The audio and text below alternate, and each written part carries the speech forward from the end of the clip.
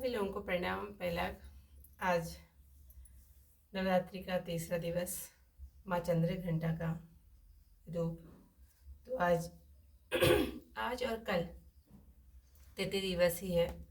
तीसरा तृतीया ही है, तृतीय दिवस नहीं, तृतीया ही है। तृतीय दिवस तो आज ही है वैसे, लेकिन तृतीया होने की वजह से आज और कल को माँ का तृतीय दिवस का ही पूजन होगा। तो तृतीय चंद्रघंटा, तो चंद्रघंटा के स्वरूप की पूजा करते हैं आज। पिंडज प्रवरारूढ़ा चंडकोपात्रकैर्युता प्रसादम तनुते माह्यम चंद्रघंटेति विसुता। माँ दुर्गा जी की तीसरी शक्ति का नाम चंद्रघंटा है। नवरात्रि उपासना में तीसरे दिन इन्हीं के विग्रह का पूजन आराधन किया जाता है। इनका यह स्वरूप परम शांतिदायक और कल्याणकारी है। इनके मस्तक में घंटे के आकार का अर्धचंद्र है, इसी कारण इन्हें चंद्रघंटा देवी कहा जाता है। इनके शरीर का रंग स्वर्ण के समान चमकीला है। इनका वाहन सिंह है। हमें चाहिए कि अपने मन, वचन, कर्म एवं काया को विहित विधि विधान के अनुसार पूर्णतः परिशुद्ध एवं पवित्र करके माँ चंद्रघंटा के शरणागत होकर उनकी उपासना आराधना में तत्पर हों। उनकी उपासना से हम समस्त शारीरिक कष्टों से विमुक्त होकर सहज ही परम पद के अधिकारी बन सकते हैं। आज तीसरा अध्याय में महिषासुर का वध का वर्णन है। ऋषि बोले, महिषासुर चिक्षुर सेनापति ने जब यह देखा कि सेना तो इस प्रकार मारी जा रही है, तब उसे बड़ा क्रोध उत्पन्न हो गया। वह स्वयं भी अंबिका के साथ युद्ध करने निकल पड़ा। युद्ध में जाकर उसने देवी जी पर बाणों की इस प्रकार वर्षा की जैसे मेघ सुमेरु पर्वत की चोटी पर जाकर जलधारा बरसा रहा हो। तब देवी ने उसके बाण समूहों को खेत में ही काट दिया। फिर बाणों द्वारा उसके सारथी घोड़ों को मार डाला। फिर झटपट उसका धनुष और ऊंची लहराती ध्वजा काटकर गिरा दिए। जब उसका धनुष कट चुका, तब अपने बाणों से उसके अंग बीध डाले। जिसका सारथी एवं घोड़े मर चुके हैं थे और धनुष कट चुका था, तब वह बिना रथ के पैदल तलवार ढाल लेकर देवी के रथ की ओर दौड़ा। तेज तलवार से सिंह पर जाते ही प्रहार कर दिया। फिर देवी जी की बाम भुजा पर जोर से प्रहार किया। हे राजन, जो ही उसकी तलवार देवी की भुजा पर पड़ी, त्यों ही वह टूट गई। फिर असुर ने क्रोध से आंखें लाल करके सूल पकड़ लिया और भद्रकाली जी पर उस दैत्य ने सूल डाल दिया। वह सूल इस प्रकार चमकता जैसे कि आकाश से सूर्य मंडल गिर रहा हो।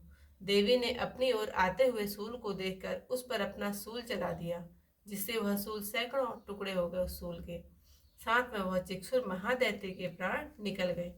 जब महिषासुर का बलवान सेनापति मारा गया, तब देव शत्रु चांबर हाथी पर बैठकर आ गया और आते ही उसने अंबिका देवी पर शक्ति का प्रहार किया। श्री देवी जी ने हुंकार द्वारा ही तेज हीन कर उसे जमीन पर गिरा दिया। अपनी शक्ति को गिरा हुआ देखकर चांबर को बड़ा क्रोध आ गया। उसने पुनः सूल का प्रहार कर दिया। सूल को भी देवी जी ने बाणों द्वारा उछाल दिया। तब सिंह उछलकर हाथी के मस्तक पर चढ़ बैठा। फिर दैत्य के साथ भुजा युद्ध करने लगा।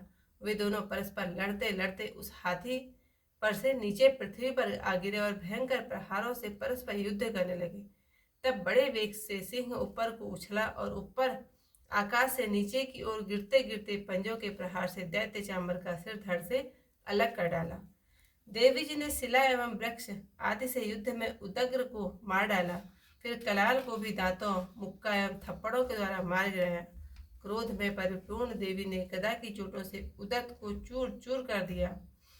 भिंदीपाल शस्त्र द्वारा वास्कल तथा बाणों द्वारा अंधक एवं ताम्र को मारकर यमधाम भेज दिया। त्रिनेत्र धारिणी देवी परमेश्वरी ने उग्राशय, उग्रवीर्य, महाहनु नाम के दैत्यों को त्रिशूल द्वारा मार दिया। तलवार से विढाल का सिर धड़ से अलग कर दिया। दुर्धर और दुर्मुख इन दोनों को बाणों द्वारा यमपुरी पहुंचा दिया। इस प्रकार अपनी सेना का नाश होता देखकर भैंसे का रूप बनाकर महिषासुर उन गणों को डराने लगा। कुछ एक गणों पर अपने थुथुनों से प्रहार किया, दूसरों को सिंहों से फाड़ा। कुछ एक को बेग द्वारा, दूसरों को सिंहनाद द्वारा घूमने से, अन्यों को श्वास वायु द्वारा पृथ्वी पर गिराया। इस प्रकार गण सेना को गिराकर वह महिष सिंह की ओर झपटा। जो ही सिंह को मारने लगा, तब जगदम्बा को बड़ा क्रोध उत्पन्न हुआ। उधर महापराक्रमी महिषासुर भी क्रोध से पृथ्वी तल को अपने खुरों से खोदने लगा। फिर सिंहों से बड़े बड़े ऊंचे ऊंचे पहाड़ उठाकर फेंकने लगा। साथ में गर्जने लगा। वेग के साथ घूमने पर पृथ्वी क्षुब्ध होकर फटने लगी। उसने पूंछ से समुद्र पर प्रहार किया, जिससे क्षुब्ध होकर समुद्र पृथ्वी को चारों ओर से डुबाने लगा। चलायमान होते हुए सिंह के द्वारा छिन्न भिन्न हुए बादल के टुकड़े टुकड़े हो गए। उसके श्वासों की कठोर वायु से उड़ते हुए सैकड़ों पर्वत आकाश से गिरने लगे। इस प्रकार क्रोधपूर्ण उस महादैत्य को अपनी ओर आता देखकर चंडिका उसे मारने के लिए क्रोध में आ गई। कुपित चंडिका ने उसकी ओर पास फेंका और उसके द्वारा उस दैत्य को बांध दिया। तब तो उस महायुद्ध में बधे उस दैत्य ने अपने महिषासुर रूप का त्याग कर दिया, झटपट सिंह के रूप में आ गया। ज्यों ही चंडिका उसका सिर काटने लगी, तब तो वह तलवार हाथ में लिए पुरुष दिखाई देने लगा। तब शीघ्रता से तलवार ढाल वाले उस पुरुष को अपने बाणों से देवी ने पीट डाला।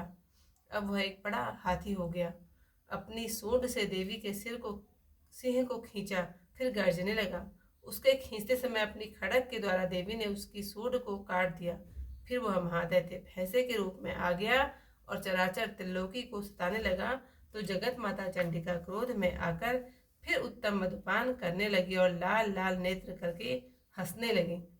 वह दैत्य भी बल पराक्रम के मद में उन्नत हो गरजने लगा और अपने सिंहों से पहाड़ उठा उठाकर देवी की ओर फेंकने लगा। देवी जी ने अपने बाणों के समूह से उसके फेंके हुए पर्वतों को चूर चूर कर दिया। तब सुरापान के मद के कारण लाल लाल नेत्र वाली चंडिका जी ने कुछ अस्त व्यस्त शब्दों में कहा। देवी जी बोली, हे मूढ़, जब तक मैं मधुपान कर लूं तब तक तू क्षण भर के लिए गरज ले। मेरे द्वारा संग्राम भूमि में तेरा वध हो जाने पर तो शीघ्र ही देवता भी गरजने लगेंगे। ऋषि बोले। इस प्रकार कहकर देवी जी उछलकर उस महादैत्य पर चढ़ गई।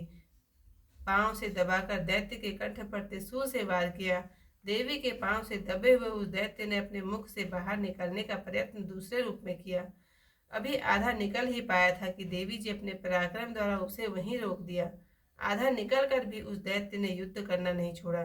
तब देवी जी ने अपनी तेज तलवार से उसका सिर काटकर नीचे गिरा दिया। दैत्य सेना हाहाकार करने लगी। तब उस सारी सेना का भी देवी जी ने नाश कर दिया। सभी देवता अत्यंत प्रसन्न हुए। श्री महर्षियों के साथ सभी देवता ने स्तुति की। गंधर्वराज गायन करने लगे, अप्सराएं नाचने लगी। से आगे की कथा मैं कल को सुनाऊंगी। कल को भी तृतीया ही है, तो कल को आधी कथा आज सुनाती हूँ, आधी कथा कल को सुनाऊंगी। सभी लोगों को जय दुर्गे माँ।